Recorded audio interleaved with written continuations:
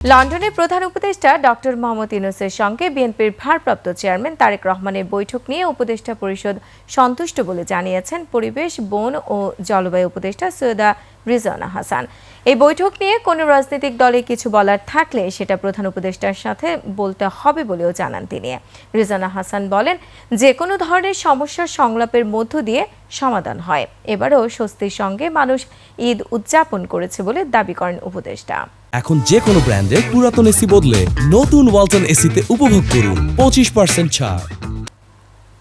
আমার কাছে পরিস্থিতিটা বেশ স্বস্তিকর মনে হচ্ছে। হ্যাঁ, আর এখন রাজনৈতিক দলগুলো তার অবস্থান থেকে কথা বলবেন।